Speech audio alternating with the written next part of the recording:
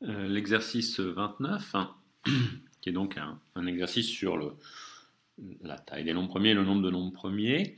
Donc, on rappelle le lemme d'Euclide, l'ensemble des nombres premiers est infini, et comme c'est un sous-ensemble de n, on en verra, on en reparlera, mais il est dénombrable, ça veut dire que l'on peut les numéroter P1, P2, etc., Pn, etc. D'accord, mis avec une unicité de l'écriture, puisque on va décider que quel que soit i, P de i est strictement plus petit que P de i plus 1. D'accord, donc on a une unicité de l'écriture, et donc Pn est le nème nombre premier.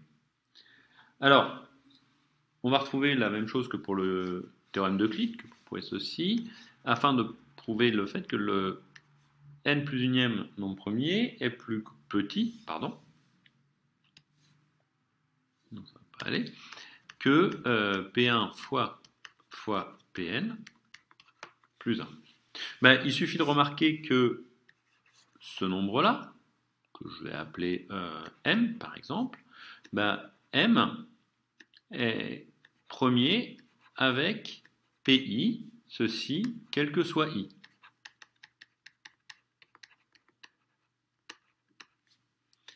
D'accord ? Donc m est premier avec le produit des pi.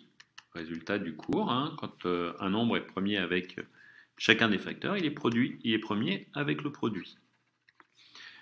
Ben, résultat de ceci, si aucun nombre autre que Pn n'était premier, d'accord, si Pn plus 1 n'est pas strictement plus petit que m, alors m est un nombre premier puisqu'il est premier avec tous les nombres premiers précédents.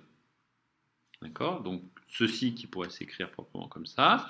Si quel que soit x appartenant à Pn plus 1 jusqu'à m moins 1, x n'est pas un nombre premier, alors m est un nombre premier, puisqu'il est premier avec tous les précédents. Et qu'un nombre premier a forcément un facteur, tout nombre ayant un facteur premier. D'accord ?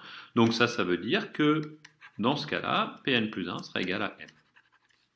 Et donc de façon générale, premier cas dans la démonstration, ceci va être remplacé par premier cas, Pn plus 1 est strictement plus petit que m, et on n'en parle pas.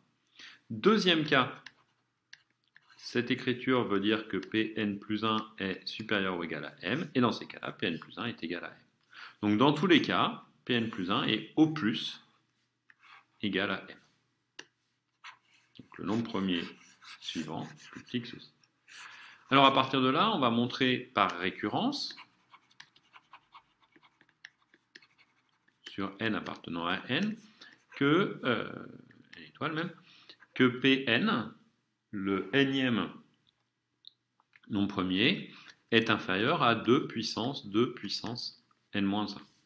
Alors l'initialisation se fera à n égale 1, donc on sait que P1 est égal à 2, et bien inférieur à 2 fois 2 puissance 1, qui vaut, 2 puissance 0, pardon, qui vaut 1, donc qui vaut 2. Donc voilà pour l'initialisation, pour n égale 1. Et puis pour l'hérédité, bah, simplement on notera que Pn plus 1 est plus petit que le produit qu'on vient d'écrire, 1 plus P1 fois Pn, qui est plus petit que, j'oublie le 1, donc juste le produit, donc le produit de k égale 1 jusqu'à n des pk, et chaque pk, je le majore, ça c'est l'hypothèse de récurrence forte, hein, je le majore par un 2 puissance k-1, qui est égal à 2 puissance la somme, donc ce qui revient à faire la somme de k égale 0 jusqu'à n-1 des 2 puissance k.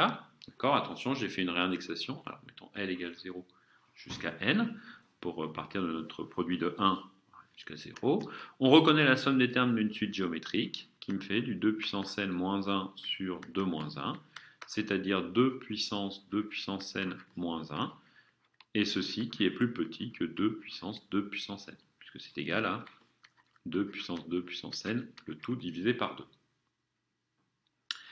Donc, on a un nombre qui est bien plus petit que l'hypothèse qu'on voulait avoir au rang n plus 1. Alors, en déduire un encadrement, alors l'énoncé pose l'encadrement avec des x. Je ne suis pas sûr que ce soit très très utile de passer sur un nombre réel pour ceci. Mais donc, on définit pi de x pour tout réel positif comme étant le cardinal de l'ensemble des nombres premiers plus petit que 0x. Alors, ce qu'il faudrait faire pour un entier, ou ce qui me semble plus raisonnable, sinon c'est comme ça, si x est dans n étoiles, pi de x, c'est le cardinal de p intersecté avec l'ensemble 0x. Alors, ce qu'on va noter, c'est que les nombres premiers sont infinis, la suite des nombres premiers Pn est strictement croissante, la limite de Pn égale plus l'infini. Ça me garantit qu'il existe, et je vais pouvoir prouver l'unicité, un unique n, tel que x est compris entre Pn et, strictement de l'autre côté, on va dire Pn plus 1. D'accord ? Donc, x étant compris entre ces deux valeurs, pi de x, lorsqu'on en a ça, vaut n. C'est-à-dire que le nombre de nombres premiers inférieurs à x, c'est P1, P2, P3 jusqu'à Pn. D'accord ? Cet ensemble-là, c'est P inter 0x, c'est l'ensemble P1 jusqu'à Pn. Ils sont tous les deux à deux distincts. Il est bien de cardinal n. Alors, que nous donnent ces résultats-là ?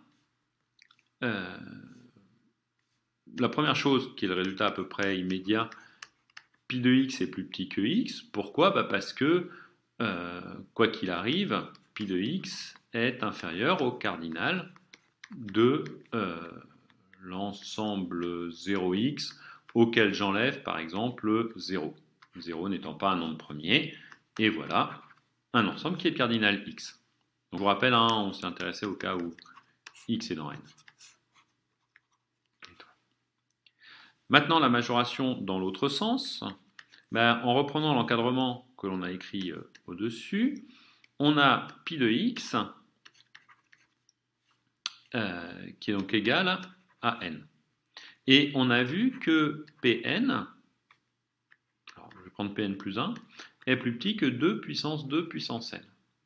Donc, ceci me permet d'en déduire que log de Pn plus 1 est plus petit que 2 puissance n log de 2.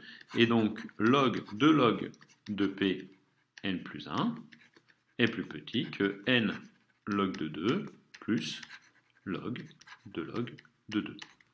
Or, P de n plus 1, on sait qu'il est plus grand que x. Donc, cette majoration me dit que n est supérieur ou égal à log de log par croissance de x de Pn plus 1 qui est plus grand que log de x, moins log de 2, le tout divisé par log de 2. Et ceci est égal à pi de x. J'ai, pour conclure, plus qu'à remarquer que ceci est bien positif, donc le pi de x est plus grand que log de x sur log de 2. Et enfin, e étant plus grand que 2, log de 2 est plus petit que 1, et donc divisé par quelque chose de plus petit que 1 revient à multiplier par quelque chose de plus grand que 1, et donc tout ceci est plus grand que log de x. D'accord ? Ce qui nous donne bien l'encadrement demandé, à savoir log de x est inférieur ou égal à pi de x qui est inférieur à x.